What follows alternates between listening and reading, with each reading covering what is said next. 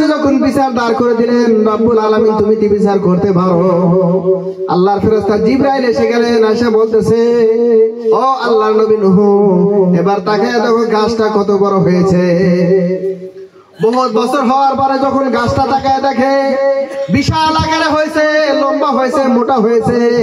আল্লাহ রাব্বুল আলামিনের নবীকে বলতেছে, ও নূহ নবী, এবার আপনি গাছটা কাটেন, কাটার পরে গাছটাকে তক্তা বানান। গাছটা কাটা হলো, তক্তা বানান 1,24,000 খানা। 1,24,000 খানা তক্তা ওই গাছের মধ্যে থেকে হইলেন। জোরে বলেন না সুবহানাল্লাহ। 1,24,000টা তক্তা যদি একটা গাছের মধ্যে থেকে হয়, তাহলে গাছটা কত মোটা হবে? বিরাট আকার হবে না? এই গাছটা 1,24,000 তক্তা আল্লাহ নবী নূহ আলাইহিস সালাম নৌকা বানাতে আরম্ভ করলেন। কিন্তু নৌকা তো বানাইতে জানে না। নূহ নবী চিন্তায় পড়ে গেল যে আমি কিভাবে জাহাজ তৈরি করব। আল্লাহর ফেরেশতা জিবরাইল এসে গেল, ও নূহ নবী, আমি এমন সুন্দর করে আঁকায় দেই, তুমি বানানি শুরু করে দাও। আল্লাহ রাব্বুল আলামিনের ফেরেশতা জিবরাইল আর্ট করে দিতেছে, আর নূহ নবী মিস্ত্রির দ্বারাই বানাইতেছে। কোন সুবহানাল্লাহ। নূহ নবী বানানি আরম্ভ করলো। 1 তলা, 2 তলা, 3 তলা, 7 তলা পর্যন্ত জাহাজ বানাইলেন। জাহাজ বানানোর পরে বন্ধুগণ, ওই জাহাজের মধ্যে যে তক্তাগুলা লাগাই দিয়েছিলেন, 1 নম্বর তক্তাটার মধ্যে সর্বপ্রথম যে তক্তা লাগাইছে, ওই তক্তার মধ্যে হযরত আদম আলাইহিস সালামের নাম লিখে দিয়েছে। সুবহানাল্লাহ। এই প্রথম তক্তার মধ্যে হযরত আদম নবীর নাম লিখছে। সর্বশেষ তক্তার মধ্যে আল্লাহ রাব্বুল আলামিনের নবী হযরত মুহাম্মদ মুস্তাফা সাল্লাল্লাহু আলাইহি সাল্লামের নাম লিখে দিয়েছে। 1,24,000 পয়গম্বরের নাম ওই তক্তার মধ্যে লিখে দিয়েছে। তাহলে ওই তক্তা আরো বালা মুসিবত এসে চাপো কি, যে তক্তার মধ্যে নবী রাসূলগণের নাম আছে। এবারে 1,24,000 তক্তা যখন ফিটিং করে দিল, দেওয়ার পরে জাহাজটাকে বন্ধুগণ চেক করার জন্য যখন নূহ আলাইহিস সালাম জাহাজের মধ্যে উঠে পড়লেন, বন্ধু চেক করার জন্য যা দেখে এখন পর্যন্ত 4খানা তক্তা লাগানো বাকি আছে।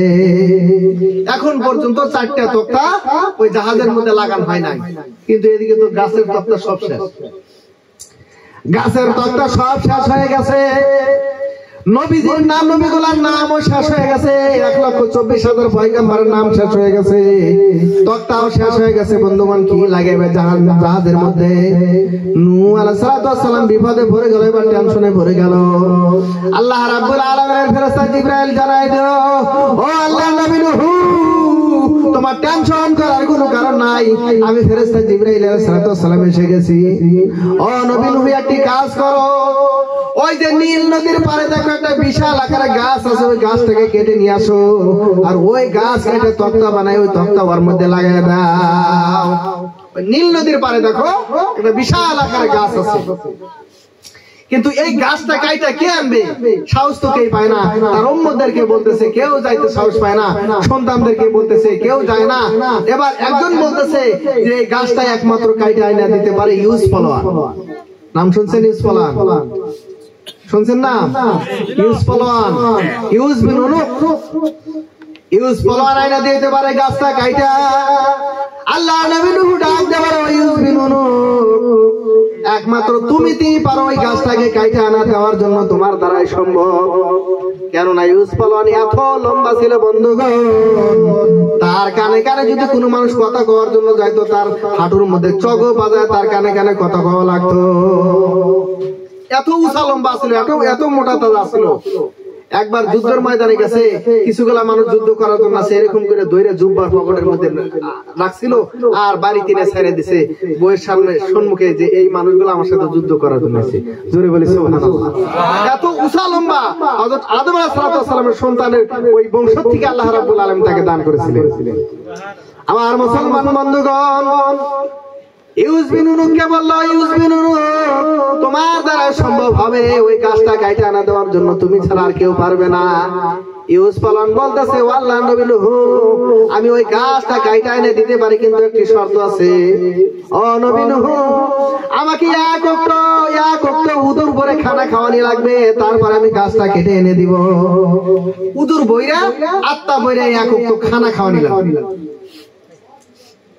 এবার হযরত নূহ আলাইহিস সালাম রাজি হয়ে গেল যে ঠিক আছে তোমাকে উদুর বয়ে আত্মা ভইরা আমি একত্র খানা খাওয়াইবো, তুমি গাছটা কাটাই নেবে। কিতাবের মধ্যে লেখছে ইউসুফ আলাইহিস বন্ধুগণ পালোয়ান চলল ওই গাছের জন্য, ওই গাছের নিকটে যায় বন্ধুগণ হাতির মতো এরকম করে পেঁয়াজ দেয়, টান দিয়ে উপরে গাড়ে করে গাছটা নিয়ে আসা আরম্ভ করলো। কোন সুবহানাল্লাহ। মনে করতেছেন গল্প করতেছি, কিতাবের মধ্যে আছে। ইউসুফ আলাইহিস এত শক্তি আল্লাহ রাব্বুল আলামিন দান করেছিল। ইউসুফ আলাইহিস গাছটা এনে যখন হযরত নূহ আলাইহিস সালামের সম্মুখে দিলে বন্ধুগণ, ইউসুফ আলাইহিস এই গাছটা সম্মুখে দিয়ে বলতেছে, ও নবী নূহ, তুমি যে ওয়াদা করেছিলে আমার সাথে যে এক ওয়াক্ত খানা খাওয়াইবা, আমাকে উদুর বলে খানা খাওয়াও। আল্লাহর নবী নূহ আলাইহিস সালাম তিনখানা রুটি বন্ধুগণ তার সম্মুখে রেখে দিলেন। কয়খানা রুটি দিল? তিনখানা। আচ্ছা, তিনটা রুটি দিয়ে এত বড় পলানের পেট ভরবো কি? আপনার ঘরে মনে কি কয় পেট ভরবো? হ্যাঁ, ভরতেও তো পারে। নবী নূহ দিছে, কেন দিছে? আল্লাহ রাব্বুল আলামিন নবী নূহ আলাইহিস সালাম তিনখানা রুটি দিছে। দেওয়ার পরে এবার ইউসুফ আলাইহিস হাসা আরম্ভ করে দিয়েছে যে কাফের বেঈমানেরা যে বলছে নূহ নবী পাগল, আসলে নূহ নবী পাগল। কেননা ও নূহ নবী রে, তুমি যে তিনখানা রুটি আমাকে দিয়েছো, এই তিনখানা রুটিতে আমার কিছু হবে না। কেন আমি ইউসুফ আলাইহিস দৈনিক 3 ওয়াক্ত করে রুটি খাই, আর এক ওয়াক্ত 12,000 করে রুটি খাই আমি। কটা করে রুটি খায়? 12,000। এবার বেরেন জায়গায় আছে 12,000 করে রুটি আমি খাই। ও নবী নূহ রে, তুমি তিনখানা রুটি আমার সম্মুখে দিছো, এই তিনখানা রুটিতে আমার কিছুই হবে না। কি হবে? আল্লাহর নবী নূহ ডাক দিয়ে বলতেছে, ও ইউসুফ আলাইহিস, তুমি খাওয়া শুরু করো। যত সময় পর্যন্ত তোমার পেট ভরবে না, অত সময় পর্যন্ত তুমি খাওয়া থেকে উঠো না। আমি নবী নূহ তোমাকে দিতেই থাকবো, দিতেই থাকবো, দিতেই থাকবো। সুবহানাল্লাহ। আমার প্রিয় মুসলমান, আল্লাহ রাব্বুল আলামিন নবী নূহ বলতেছে, ও ইউসুফ নূহ, তুমি যখন রুটি খাওয়া আরম্ভ করে দিবে, একটি শর্ত আছে রে ইউসুফ আলাইহিস, সর্বপ্রথম তুমি বিসমিল্লাহ বলে তারপরে তুমি রুটি খাওয়া আরম্ভ করে দিবা। এই জীবন ভরা বিসমিল্লাহ কয় না, আল্লাহর নাম নিয়ে খানা খায়, 12,000 করে এক ওয়াক্ত রুটি খেয়েছি। এবার ইউসুফ নূহ বলতেছে, ঠিক আছে বিসমিল্লাহ বলে শুরু করব। আল্লাহর নাম নিয়ে যখন বন্ধুগণ ইউসুফ আলাইহিস রুটি খাওয়া আরম্ভ করে দিয়েছেন, এক খানা রুটি খাইলেন, আর এক খানার আধা যখন খাইলেন বন্ধুগণ, সঙ্গে সঙ্গে তার উদুর ভরে গেলেন, আত্মা ভরে গেলেন। কোন সুবহানাল্লাহ। এক খানা রুটি খাইছে আর আরেকটা আধা খাইছে, আধা খাওয়ার পরে তারপরে উদুর ভরে গেছে। এবার ডাকটা বলে, নবী নূহ রে, আমি তো আর রুটি খাইতে পারতেছি না, আমার পেটে আর জায়গা হইতেছে না। আল্লাহ নবী নূহ ডাকটা বলে, ও ইউসুফ আলাইহিস, তুমি না বলেছো তোমার উদুর ভরবে না, এবারে একখানার পরে 1.5 খানা রুটি খায় তুমি আর কেন খাইতে পারতেছো না? আল্লাহ তোমার লীলা খেলা কেউ বোঝে, কেউ বোঝে না, মাবুদ তোমার। একটা জবানও বন্ধ রাখবে না, সবাই পারে। মাবুদ তোমার লীলা খেলা কেউ বোঝে, কেউ বোঝে না, আল্লাহ তোমার লীলা খেলা কেউ বোঝে, কেউ বোঝে না। ইব্রাহিম তোমার নবী ছিল, নমরুদ আগুনে ফেললো। ইব্রাহিম তোমার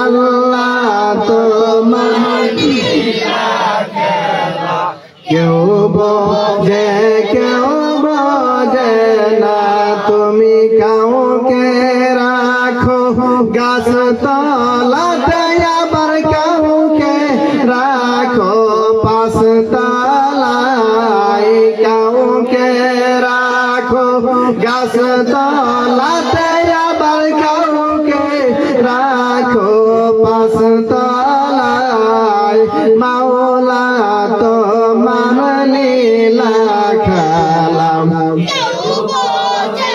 কেউ বোঝে না, মাবুদ তোমার লীলা খেলা কেউ বোঝে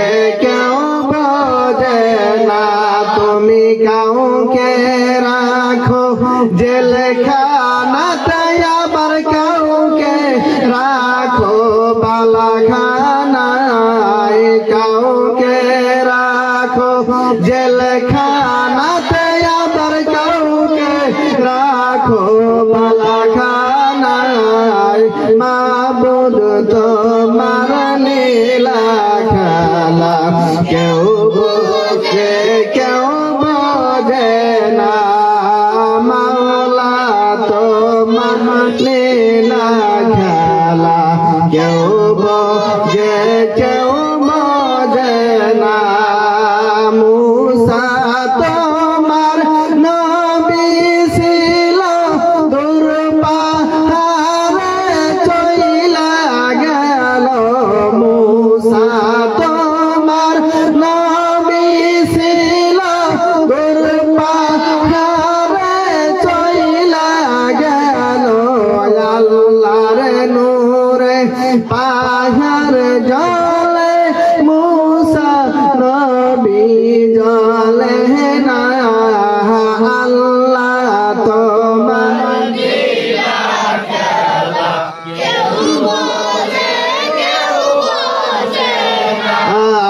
মাবুদ তোমার লীলা খেলা কেউ বোঝে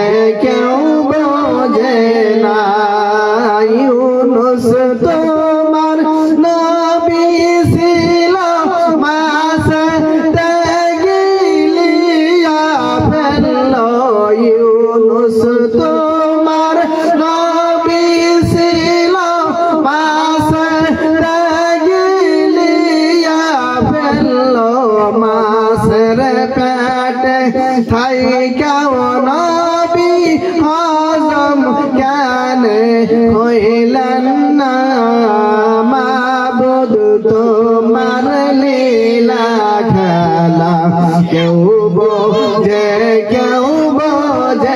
না, মাওলা তোমার লীলা খেলা কেউ বোঝে না। আল্লাহর লীলা খেলা বোঝা বড় দায়, তাই না গো? আল্লাহর নবী দেখেন নূহ আলাইহিস সালাম মাত্র 3 খানা রুটি দিতে 1.5 খানাতে তার উদর করছে। তাহলে আমরা যদি এই জায়গায় থেকে একটা শিক্ষা আছে আমাদের, যে আমরা যখন খাইতে বসবো, যখন বিসমিল্লাহ যদি কয় আরম্ভ করি, আল্লাহ ওর মধ্যে বরকত দেব। জোরে বলেন সুবহানাল্লাহ। কিন্তু আমরা কোনোবাতে যদি খাইবা নিয়ে যাই, ছোট বাটির মধ্যে তরকারি দেখি আর ছোট বাটির মধ্যে যদি ভাত দেখি গামলার মধ্যে, আঙ্গুরে আগে ব্যাটারি গরম, যে 3 জন মানুষ আছে এই কটা ভাতে হবো কি? কিন্তু বিসমিল্লাহ কয়ে যখন আমরা শুরু করবেন, ওর মধ্যে আল্লাহ বরকত দিব। সুবহানাল্লাহ। এবার বন্ধুগণ ইউজ ফলোয়ার 3 খানা রুটি বন্ধুগণ 4 খানা খাওয়ার পরে বলতেছে, ও নবী নূহ আমি তো আর খাইতে পারতেছি না। হযরত নূহ আলাইহিস সালাম বলতেছে, ও ইউজ ফলোয়ার তুমি যে আল্লাহ রাব্বুল আলামিনের নাম না শুরু করেছো, আমার মহান রাব্বুল আলামিন রুটির মধ্যে বরকত দিয়ে ভরপুর করে দিয়েছে। এবার গাছটা বন্ধুগণ কাটা হলো, 4 খানা তক্তা ওই গাছের মধ্যে থেকে বের করলো। বার করার পরে 4 খানা তক্তা বন্ধুগণ এবার লাগাই দিবে জাহাজের মধ্যে। কিন্তু 4 খানা তক্তার মধ্যে তো কোনো নবী রাসূলগণের নাম নাই। 4 খানা তক্তার মধ্যে নাম লেখা লাগবে না? এই যে 1,24,000-এর মধ্যে তো নাম লেখছে এই নবী রাসূলগণের, কিন্তু এখন তো আরো 4 খানা তক্তা, এর মধ্যে কার নামটা লিখবো টেনশনে পড়ে গেল। আল্লাহ রাব্বুল আলামিনের নবী নূহ আলাইহিস সালাম টেনশনে পড়ে গেল, এই জাহাজের মধ্যে এই তক্তার মধ্যে কার নামটা লিখে দিব আমি। আল্লাহ রাব্বুল আলামিন সঙ্গে সঙ্গে ফেরেশতা জিবরাইলকে পাঠিয়ে দিল, ও জিবরাইল তুমি চলে যাও, আমার নবী নূহকে খবর দাও, আমার নুহু টেনশন করা কোনো কারণ নাই। ওই চারখানা তক্তার মধ্যে আমার আখিরি জামানার নবী হযরত মুহাম্মাদের চারজন সাহাবী থাকবে। একজনের নাম হযরত ওসমান গনি, আরেকজনের নাম হযরত ওমর ফারুক, আরেকজনের নাম হযরত আলী, আরেকজনের নাম হযরত আবু বকর সিদ্দিক। এই চারজন সাহাবীর নামটা ওই চারটা তক্তার মধ্যে লিখে দিতে বলো। সুবহানাল্লাহ বাইতে যাবেন। চারখানা তক্তার মধ্যে চারজনের নাম লেখা হবে। আল্লাহ রাব্বুল আলামিনের ফেরেশতা জিবরাইল এসে গেল। আসার পরে বলতেছে, ও নবী নূহ, আপনি আর টেনশন করতে হবে না। ও নবী নূহ, শুনে না, ওই চারখানা তক্তার মধ্যে আখিরি জামানার পয়গম্বরের চারজন সাহাবীর নামটা লিখে দেন। ও নবী নূহ, শুনে না, এই চারজন নামটা যদি ওই জাহাজের মধ্যে থাকে, আল্লাহ রাব্বুল আলামিন আসমানি এবং জমিনি বালা থেকে হেফাজত করবে। কোন সুবহানাল্লাহ। এই জন্য বহু জায়গার মধ্যে, বহু ঘরের মধ্যে, দোকানের মধ্যে চারজন সাহাবীর নাম লেখা থাকে, যাতে আল্লাহ তাআলা বিভিন্ন রকমের আযাব গজবের থেকে হেফাজত করে। কোন সুবহানাল্লাহ। এই জন্য বহু জায়গার মধ্যে দেখবেন চারজন সাহাবীর নামটা লিখে দিয়েছে। আমার মুসলমান বন্ধুগণ, চারজন সাহাবীর নাম তক্তার মধ্যে লিখে দেখে যখন জাহাজের মধ্যে লাগাই দিলেন বন্ধুগণ, এবার আযাবের অপেক্ষা করতেছে। আল্লাহর ফেরেশতা জিবরাইলকে বলল, নবীজি, নূহ নবী বলল, আল্লাহর ফেরেশতা জিবরাইল, আল্লাহ যখন গজব আসে আমি কেমনে করে বুঝতে পারবো যে আল্লাহর গজব আসতেছে? বন্ধু, আল্লাহ রাব্বুল আলামিনের ফেরেশতা জিবরাইল ডাক দিয়ে বলে, ও নবী নূহ, আপনার বাড়ির মধ্যে যে চুলাটা আছে, যে হাঁসটা আছে, যে চুলার মধ্যে আপনি রুটি ভাজেন, ওই চুলা থেকে সর্বপ্রথম গরম পানি দাও দাও করে বানানো আরম্ভ করবে, বইমকা বানানো আরম্ভ করবে। তখনই বুঝবেন যে এই দুনিয়ার মধ্যে গজব আসতেছে, তখনই আপনি বুঝতে পারবেন। কিন্তু এর আগে আপনি কি কাজ করেন? এই জাহাজের মধ্যে জোড়ায় জোড়ায় পাখি, জোড়ায় জোড়ায় জন্তুগুলো তোলা আরম্ভ করে। এক নম্বর তালার মধ্যে হযরত আদম আলাইহিস সালামের সংরক্ষিত লাশটা তুললেন। দ্বিতীয় তালার মধ্যে বন্ধুগণ নূহ নবীর সমস্ত যে উম্মত গুলা ঈমান এনেছিল, ওই ঈমান আনা উম্মত গুলাকে রাখলেন। তারপরে তালার মধ্যে এক জোড়া পাখি, বন্ধুগণ টেনশনে পড়ে গেল, বিভিন্ন রকমের পাখি ওড়াফেরা করতেছে, এদেরকে কেমন করে আমি এই জাহাজের মধ্যে তুলবো? আল্লাহ রাব্বুল আলামিনের ফেরেশতা জিবরাইল বলতেছে, ও নবী নূহ, আপনার টেনশন করা লাগবে না। আমি ফেরেশতা জিবরাইল যেই জায়গার মধ্যে পাখি থাকুক না কেন, আমি ধরে ধরে এই নৌকার মধ্যে এনে তুলে দিব। কোন সুবহানাল্লাহ। ও নবী নূহ, আপনার টেনশন করা লাগবে না। জোড়ায় জোড়ায় পাখিগুলা বন্ধুগণ এনে ওই জাহাজের মধ্যে তুলে দিলেন, জন্তুগুলাও জোড়ায় জোড়ায় তুলে এনে দিলেন। বন্ধুগণ জাহাজের মধ্যে ভরলেন। ভরার পরে এবার হঠাৎ করে তার বিবি দৌড়ে এসে বলতেছে, ও স্বামী গো, আমাদের বাড়ি যে হাইশাল আছিল, ওই হাইশাল থেকে বইমকা গরম পানি বাহির হয়ে আরম্ভ করে দিয়েছে। তার বিবি বলতেছে, গরম পানি হাইশাল থেকে বাড়াই কে? এবার নূহ আলাইহিস সালাম বুঝতে পারছে এই তো আযাব খুব তাড়াতাড়ি আসতেছে। তখন তার সন্তানদেরকে বলতেছে, সন্তানেরা জাহাজের মধ্যে ওঠো, নাইলে কিন্তু বাঁচার মতো কারো ক্ষমতা হবে না। চারজন ছেলে ছিলেন, হাম, শাম, ইয়াফিস, কেনান। তিনজন ছেলে চললো, ইমানদার ছিল, আর একজন উনি আর বাপের উপর ইমান আনলো না। একজনের যদি 4-5টা ছেলে থাকে, ব্যক্তি কি ভালো হয়? হ্যাঁ, এর মধ্যে কিছুগুলো খুব পাজি থাকে না, বাবার কথা শুনে না। আর বাবার কথা না শুনলে যে কত বড় বিপদ দেখেন।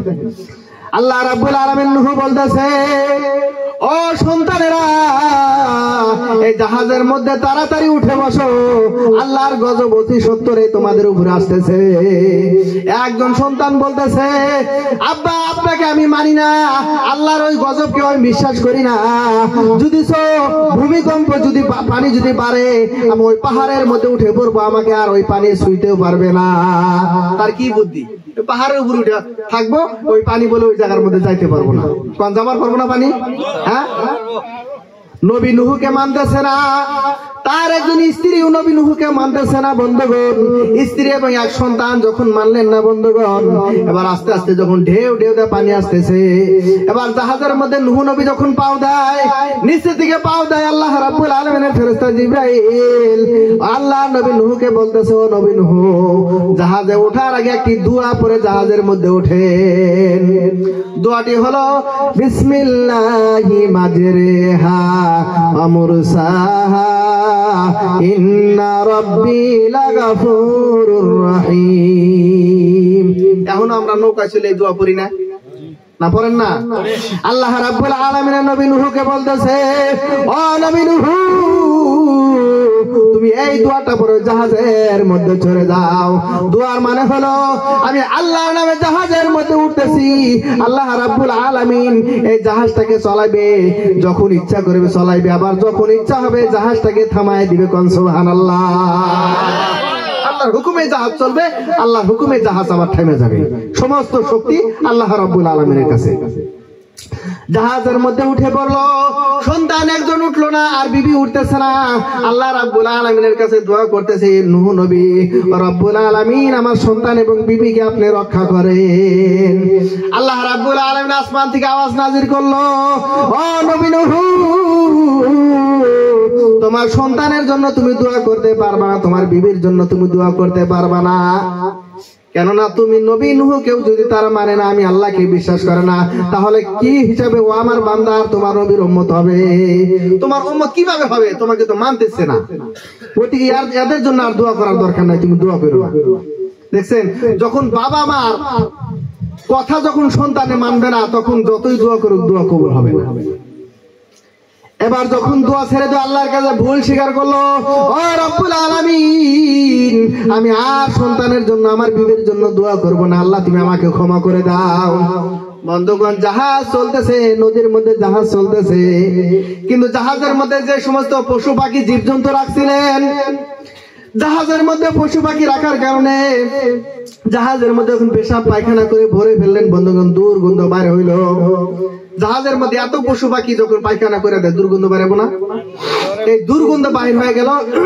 নূহ নবী চিন্তা করলো যে এই দুর্গন্ধ থাকলে তো জাহাজে যে পশু পাখিগুলো আছে, জন্তুগুলো আছে, এগুলো তো মারা যাবে গন্ধতে। ওদিকে টেনশনে পড়ে গেল।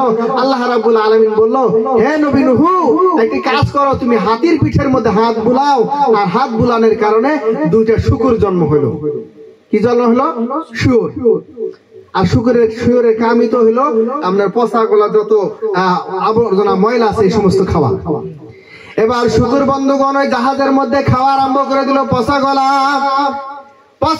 খাওয়া আরম্ভ করে দিল। বন্ধুগণ, শয়তান ইবলিস সুযোগ পায় গেলেন বন্ধু। এবার শুকুরের কপালের মধ্যে হাত বুলানোর পরে দুটা ইন্দুর জন্ম হলো। ইন্দুর যখনই জাহাজের মধ্যে দেখলেন, দেখার পরে সঙ্গে সঙ্গে এবার নূহ আলাইহিস সালাম বুঝতে পারলো যে শয়তানের মধ্যে উঠছে, জাহাজের মধ্যে শয়তান উঠছে। এই শয়তান, তোকে কে উঠতে বলছে জাহাজের মধ্যে? বলতে, হুজুর আপনিই নাম হাই করেছেন উঠপানিকে। বলে, আমি কিভাবে বললাম? আমি তো তোকে জাহাজের মধ্যে উঠতে বলি নাই। বলে, আপনিই বলছেন, ভালো করে খেয়াল করে দেখেন। ওই যে আপনি যখন গাদাকে টাইনে তুলবানো ছিলেন, গাদা খুঁটি ধরছিল, আপনি কিন্তু এক পর্যায়ে কইছিলেন যে, হ্যাঁ শয়তান, তাড়াতাড়ি ওঠ, আল্লাহর গজব আসতেছে, বাঁচবার যদি চাস জাহাজের মধ্যে ওঠ। এই কথা কইছিলেন না আপনি? আর আমি তাকায় দেখলাম যে গাদা কোনোদিন শয়তান হইতে পারে না, শয়তান তো আমি। ওদিকে সুযোগ পাই আমি সাথে সাথে ওই নৌকার মধ্যে উঠে পড়ছি। আমার পেয়ারা মুসলমান, দুইটা কুকুর বন্ধু, দুইটা ইন্দুর ওই জায়গার মধ্যে জাহাজের মধ্যে যখন উঠে পড়লো বন্ধুগণ, এবার শয়তান ইবলিসের উপরে নূহ নবী নারাজ হয়ে গেল। এবার বলতে, ধাক্কা দে, তোকে এই জায়গায় থেকে নামায় দিব, জাহাজে থেকে ধাক্কা দিয়ে জাহাজে থেকে তোকে পানির মধ্যে ফেলে দিব। আল্লাহ রাব্বুল আলামিন আসমান থেকে আওয়াজ নাজিল করে দিল, ও নবী নূহ রে, তুমি এই শয়তান ইবলিসকে নামাবা না। কেন? আমি রব্বুল আলামিন যে এই শয়তান ইবলিসকে বাঁচায় রাখতে হবে কিয়ামত পর্যন্ত। একে তো আমার বাঁচায় রাখতে হবে। এখন তো ধাক্কাটা যদি ফালাই দেয় তাহলে তো শেষ। হ্যাঁ, খেলাই শেষ দুনিয়া। ওদিকে একে ফালানো যাবে না, একে থাকতে দাও। আমার মুসলমান বন্ধুগণ, এবার তাকে দেখে ইন্দুর দুইটা, ইন্দুরের কামি তো হলো কুটকুট করে কাটা, নাকি কোন? ইন্দুর ওই জাহাজের তক্তাগুলা ফুটো করা আরম্ভ করেছে।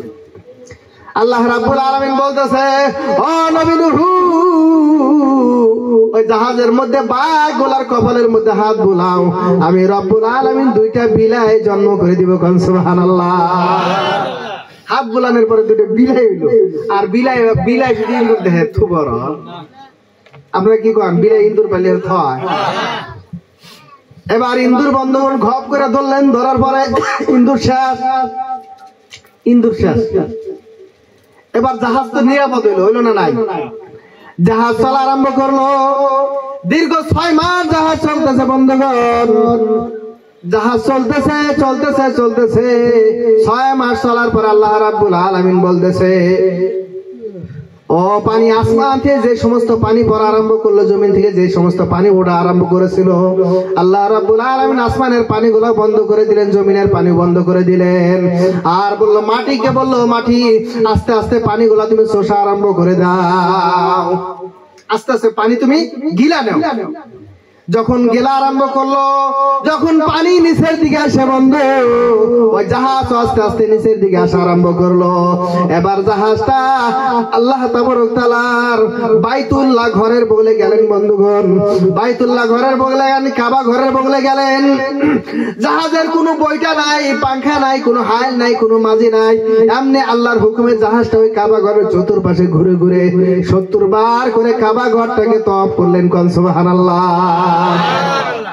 70 বার করে তওয়াফ করলেন কাবা ঘর। দেখছেন আল্লাহ রাব্বুল আলামিনের এই হুকুমে সব চলতেছে। 70 বার যখন কাবা ঘরকে তওয়াফ করলেন, 70 বার করে তওয়াফ করার পরে আল্লাহ রাব্বুল আলামিন ওই জাহাজটা বন্ধুগণ আস্তে আস্তে নিচে নামা আরম্ভ করলো। পানি যখন শুকায় গেল, একটি পাহাড়ের নিকটে যায় যখন জাহাজটা ভিড়লো বন্ধুগণ, জাহাজটা যখন ভিড়লো, আল্লাহর নবী নূহ আলাইহিস সালাতু ওয়াস সালাম একটি পাখিকে পাঠায় দিল, পাখি তুমি ঘুরে ঘুরে দেখাইছো যে পানি সব জায়গার মধ্যে শুকাইছে কিনা, দেখাইছো এই পৃথিবীর জমিনের মধ্যে যে পানিটা ভরপুর হয়ে গেছে, পানিগুলো শুকাইছে কিনা। একটা শকুন জাতীয় পাখি, বিরাট বড় পাখাওয়ালা, সেটাকে দিলেন যে তুমি যা দেখাইছো। পাখিটা গেল, যাওয়ার পরে আল্লাহ নবী নূহ কিন্তু বলছে যে দেখা অমনে তুমি জাহাজের মধ্যে আসবা। কিন্তু এবার পাখি যায় ওই জায়গার মধ্যে আদার পাইয়া আর খেয়াল রইল না যে জাহাজের মধ্যে আবার যাওয়া লাগবে। যেমন আজকে দুনিয়ার জমিনে এসে দুনিয়ার মধ্যে আমরা অনেক নিয়ামত পাইয়া সব ভুলে গেছি, আমার যে আমার কবরের মধ্যে যাওয়া লাগবে, আল্লাহ যে আছে আমরা কিন্তু বিশ্বাস করতেছি না, আমার যে কবরের মধ্যে যাওয়া লাগবে ওই কবরের কথা ভুলে গেছি। এরকম হয়েছে না নাই আমাদের? হ্যাঁ। এবার বন্ধুগণ দেখেন, দুনিয়ার জমিনে আসার পরে যদি আপনি ভুইলা যান, ওই পাখির মতো হয়ে যাবেন। আল্লাহ রাব্বুল আলামিনের নবীর কথা অমান্য করলো পাখিটা বন্ধুগণ, দুনিয়ার জমিনে এসে দেখে আদার দেখে বন্ধুগণ খাওয়া আরম্ভ করলো। আর জাহাজের কথা বন্ধুগণ ভুইলা গেছে। জাহাজের কথা যখন ভুইলা গেল, এদিকে আল্লাহ রাব্বুল আলামিন নারাজ হয়ে গেল, নবী নূহ নারাজ হয়ে গেল। নবী নূহ নারাজ হয়ে যাওয়ার কারণে আল্লাহ রাব্বুল আলামিন আর পাখা থাকার পরেও তার ওড়াটা একবারে বন্ধ করে দিল, জীবনের মতো আর উড়তে পারবে না। এই যে ময়ূর যে আছে, ময়ূরের বিরাট বড় বড় পাখা আছে, উড়ে বেড়াতে দেখছেন বন্ধু। আমার মুসলমান বন্ধুগণ, এত বিশাল বড় পাখা থাকার পরে আল্লাহ রাব্বুল আলামিনের নবীর কথা অমান্য করার কারণে আল্লাহ রাব্বুল আলামিন তাকে পঙ্গু বানাই দিয়েছে, জীবনের মতো আর সেই পাখিরা উঠতে পারবে না। আল্লাহ রাব্বুল আলামিন ওই জাহাজের মধ্যে থেকে আল্লাহর নবী নূহ বন্ধুগণ আরো একটা পাখি পাঠাই দিলেন, যার নাম হলো কৈতর পাখি। কৈতরকে পাঠাই দিলেন। কৈতরকে বললো তুমি যাও, যাওয়ার পরে তুমি ওই জায়গার মধ্যে দেখবা যে পানি শুকাইছে কিনা, সঙ্গে সঙ্গে তুমি চলে আসবা। আমার প্যারা মুসলমান, কবিতর চলে গেলেন আল্লাহ নবীর হুকুমে। যখন বন্ধুগণ যে জায়গার মধ্যে পড়ছে, পড়ার পরে দেখে বন্ধুগণ পানি নাই, অল্প অল্প কাদা মাটি, সঙ্গে সঙ্গে উড়াল দেশ আবার জাহাজের মধ্যে উঠে বসলেন। সুবহানাল্লাহ। দেখেন নবী নূহর কথা মানছে, যাই ওই জায়গা থেকে উড়ালতে আবার ওই জায়গার মধ্যে কি আপনার জাহাজের মধ্যে এসে বসছে। বসার পরে নবী নূহ দেখলো যে এই যে যেটা পায়ের যেটা ছাপ আছে, এই ছাপের মধ্যে পানি দেখা যায় না, কিন্তু বেদর বেদর কোন রকম বেদর বেদর দেখা যায়। তখন নূহ আলাইহিস সালাম বুঝছে যে পানি আর নাই, শুকিয়ে গেছে। যখন দেখলো যে পানি আর নাই, শুকিয়ে গেছে, এবার হযরত নূহ আলাইহিস সালাম জাহাজ থেকে বন্ধুগণ জোড়ায় জোড়ায় পাখিগুলা ছাড়ে দেওয়া আরম্ভ করছে। পাখি জোড়ায় জোড়ায় ছাড়ে দেওয়া আরম্ভ করছে যে আস্তে আস্তে তোমরা সব দুনিয়ার জমিনে ঘোরাফেরা করো। জন্তুগুলা ছেড়ে দিল, মানুষগুলা নামায় দিল। নামা দেওয়ার পরে বন্ধুগণ গাছের যে চারা গুলা লাগছিল, গাছের যে বিচি গুলা লাগছিল, এই বিচি গুলা দুনিয়ার জমিনে গাড়া আরম্ভ করলো। দুনিয়ায় তখন আর কিছুই নাই। পানি যখন এসে যায়, পানি আসার পরে আরো কোনো কিছু থাকে কি?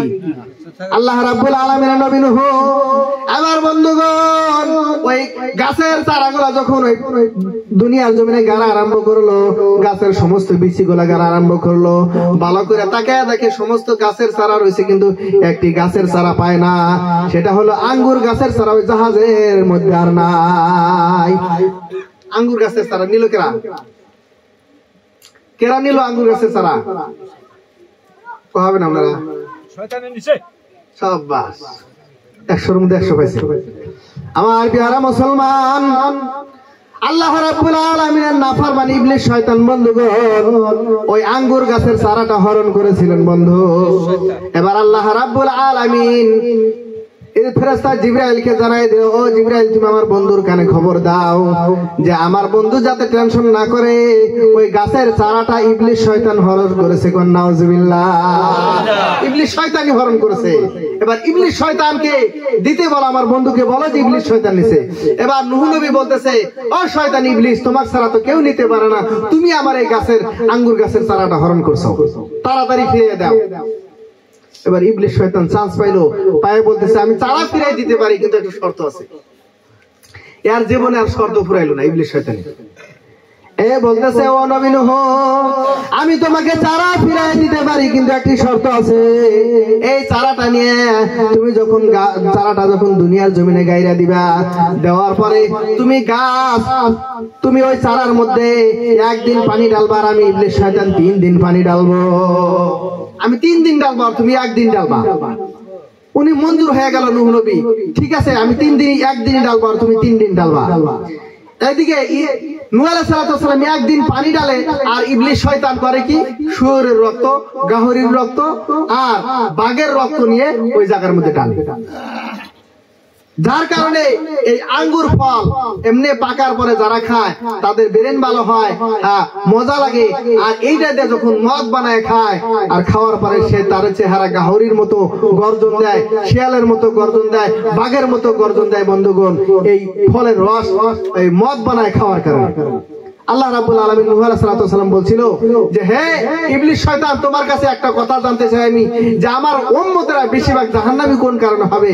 তখন বলছিল 4টা কারণে তোমার উম্মতরা জাহান্নামী হবে। তখন ইবলিস শয়তান বলছিল 1 নম্বর কারণ হলো যে তোমার উম্মতের মধ্যে হিংসা থাকবে সে জাহান্নামী হবে, আর যে উম্মতের মধ্যে অহংকার থাকবে সেই জাহান্নামী হবে, যে উম্মত বেশিরভাগ লোভ করবে সেই জাহান্নামী হবে, আর 4 নম্বর হলো যে উম্মত তোমার কৃপণতা করবে, পয়সা থাকার পরে আল্লাহর রাস্তায় খরচ করবে না, দান করবে না, সেই উম্মতটা জাহান্নামে যাবে। এই 4 কারণে তোমার উম্মতরা বেশি বেশি জাহান্নামে যাবে। বন্ধুগণ, আমরা যাতে এই 4 শ্রেণীর মানুষের মধ্যে পড়ি না, আল্লাহ তাবারক তাআলা আমাদের সকলকে বেশি বেশি করে আমল করার জন্য তৌফিক দান করুক।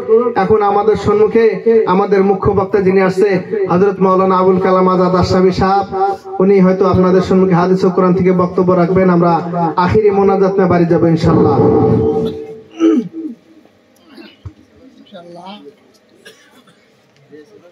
আমাদের স্থানীয় অনেক টাইম আপনাদেরকে ভালো ভালো কথা পেশ করছেন, আপনারা আমল করার জন্য চেষ্টা করবেন। আর বাধ্য করে আমাদের বক্তা আবুল কালাম আজাদ আপনাদের কাছে